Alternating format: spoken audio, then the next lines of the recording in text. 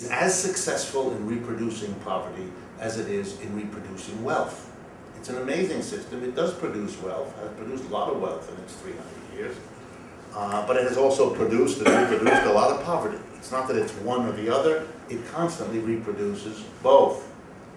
And the first person who ever put it bluntly and succinctly like that, to my knowledge, is Karl Marx, who explains in section 7 of volume 1 of Capital, a really important book if you've not read it yet, that's his point. He concludes a section on the general law of the accumulation of capital by saying the conclusion from his analysis is that capitalism is as efficient in producing and reproducing poverty as it is in producing and reproducing wealth.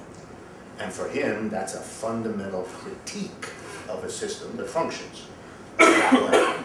The hope of humanity was to find an economic system that would get out of poverty.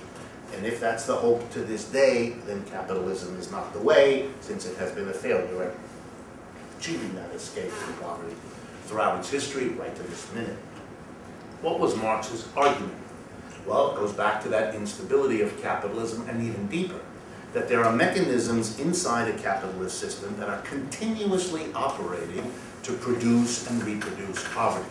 So I thought it might be interesting for some of you, and we might discuss it a little bit, for me to mention some of them so they're sort of clearly at the forefront of your mind.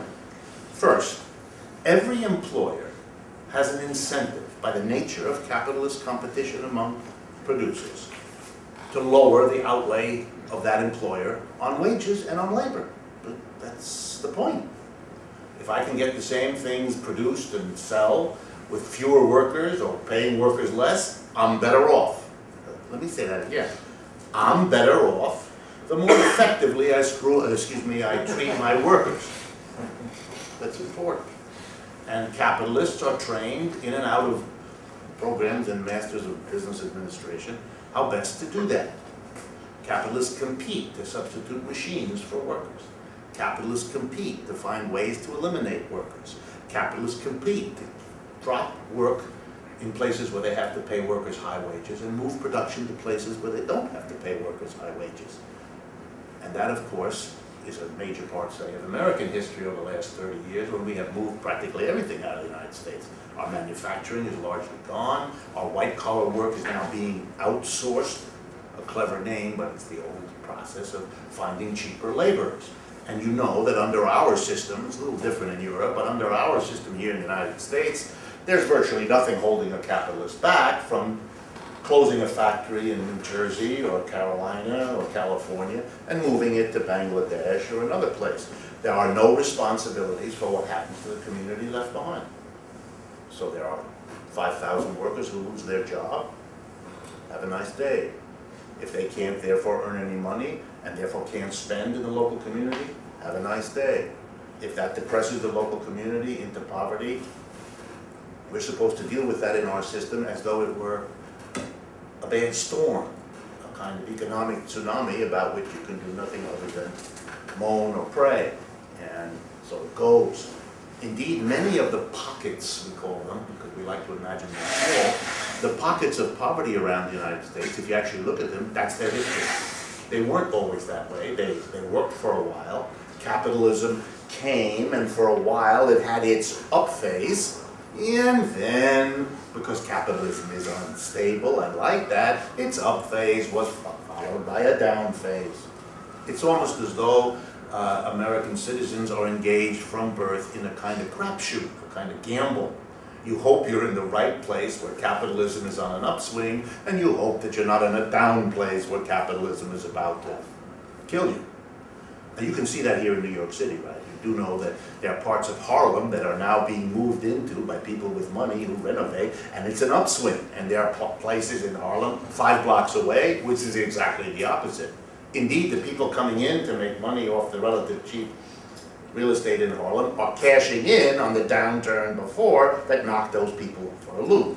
The human damage of poverty, of what it means to individuals, to families, to children, to go through these unstable experiences of capitalism, these downswings, are fortunately no concern for economics. Economists do not deal with that thing 99.9% of the time, and the reason for that is very simple. Corporations don't have to deal with it. The suffering of human beings as a result of capitalism's instability doesn't show up on the bottom line of the company, and so it's not a concern for the profession that those companies fundamentally support. And Marx had further arguments. It wasn't just that the relationship between the producer and the worker is a fundamentally antagonistic one, in which the advantage of one can and often is the disadvantage of the other. It's not that employers are bad people, it's that the nature of the system in which they are caught requires them, as a condition of their own survival, to do things that plunge large numbers of other people into poverty. The solution to poverty, therefore, in a Marxian perspective, has never been to appeal to capitalists and rich people to be nicer. That would be the height of a naive misunderstanding of what's going on.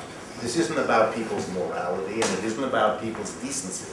It's about a system that imposes on people ways of performing to survive that have the unintended, on the part of those who survive, the undesired, on the part of those who survive, consequence of rendering large numbers of people poor and suffering all the consequences of that. And the reason it's important to understand that it's a systemic problem is to save yourself the time from appealing to the morality and charity of people. That has been a program to deal with poverty for thousands of years. It doesn't work. The problem is systemic. You have to change the system so that we do not give incentives and rewards to people in powerful positions to take steps for their own survival that throw large numbers of other people into poverty. That would be a systemic program that is different from the kinds that we have normally had. What would that involve?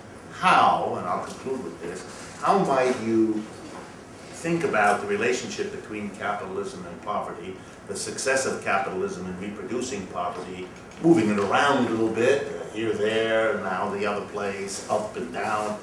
By the way, besides poverty, the very fluctuations of capitalism are destabilizing experiences for society, very traumatic to go through. But put all that aside, how might you deal with it in a systemic way? There were efforts in the last 100 years, most of the 20th century, to try to deal with that, to make a systemic change that would, among other things, do away with poverty. Those usually went under the label of socialism, sometimes of communism in places like Russia and China that you all know. And the focus there was on a fundamental shift in two dimensions. The dimensions of ownership, who owns the means of production, to use the language that was common in the socialist movements. And the second dimension was how you distribute goods and services.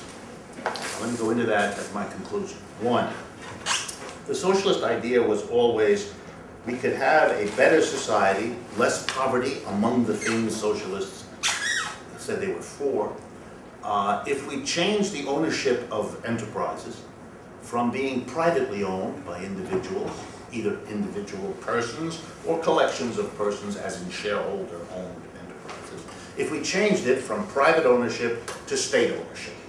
And if the state was in the hands of the people in some sense, well then that ownership would translate into decision-making about production that would get rid of, among other things, poverty. And the second idea of traditional socialism was the following, that we have a mechanism in capitalism, these socialists argued, that distributes resources and products of production in a way that reproduces poverty. That is, in a simple example, to those people who already have a lot, the market distributes even more because they have a lot, they can buy a lot. To those people who don't have very much and therefore can't buy a lot, we distribute very little. This is not a mechanism for overcoming inequality, this is a mechanism for ensuring it. And so there was a critique of the socialists that a market is not the way to go. We ought to have a different distribution of goods and a different distribution of resources, and the proposal of socialists was central planning. The government would plan the distribution of resources and products and make explicit, for example, that the distribution should be egalitarian. We shouldn't have rich and poor, that the distribution should be explicitly devoted to overcoming poverty. And by and large, the socialist economies, whatever else your criticisms of them are, certainly had a more egalitarian distribution of goods and services than capitalist countries typically do. And that was true of China and Russia and so on, and Cuba and so forth as well. However, as you all know, abolish poverty they didn't achieve. They made some strides in that direction, but they couldn't survive, which is a serious problem if you're a socialist. In terms of achieving the goals of socialism, it's harder to do if you can't survive. And that led people, Marxists particularly, and socialists who were self-critical, to ask the question, why didn't you survive? And the answer has something to do with capitalism and poverty. The answer is the following. You cannot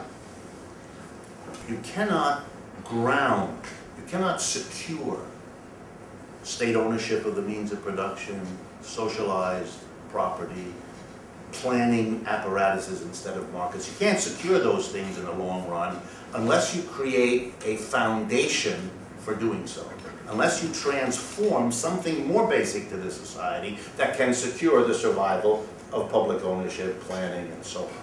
What might that be? Well, the answer being found over the last few decades is the following. You have to understand and kind of go back to that fellow Karl Marx and his remarkable work, because if you look at his major work, this three-volume work of Capital, you'll notice right away that it has very little to do with public or private ownership. It's not a very interesting question for Marx, didn't spend much time on it, and even less on the question of markets or planning. He was completely uninterested in this. His whole book is focused on something else, all three volumes, on the organization of production. He explains exactly how, in a capitalist organization, some people produce more than they get. He called it a surplus. And he said another group of people snatch that surplus as fast as the workers produce it, and they decide how to use that surplus, and that shapes how the society functions and how it evolves. And the people who get the surplus without participating and working in it have a great vested interest in using that surplus to keep this nice arrangement going. And the mass of people who produce the surplus lack the resources, because the surplus goes somewhere else, to do much to change their situation, and are compelled, since they consume whatever they get as a wage, to keep going back and working some more and producing some more surplus. So the solution was that in order to secure socialism and its gains, you would have to do what neither the Russians or the Chinese did. You'd have to transform every enterprise. You'd have to actually do what Marx pointed to. He never much developed this idea either, but he pointed there. If everything about capitalism comes out of this conflictual, antagonistic relationship in the production process, then that's what has to be changed. And by that he meant no more do the mass of people come to work and produce a surplus that somebody else gets and uses to sustain a system based on this fundamental exploitation, Marx's word. You have to make the people who produce the surplus be identical with the people who appropriate and distribute it. It's the democratization of production. It's the extension of democracy to the workplace, a place from which it has been kept throughout the entire history of the United States. A country that prides itself on democracy, but does not allow it to enter into the place where adults spend the bulk of their time and the bulk of their life. 5 out of 7 days, 9 to 5, we're at a place for which democracy is excluded, so that we can spend the time that we have left in our communities celebrating a democracy that is impoverished there because it's not allowed in the most important place, which is the workplace.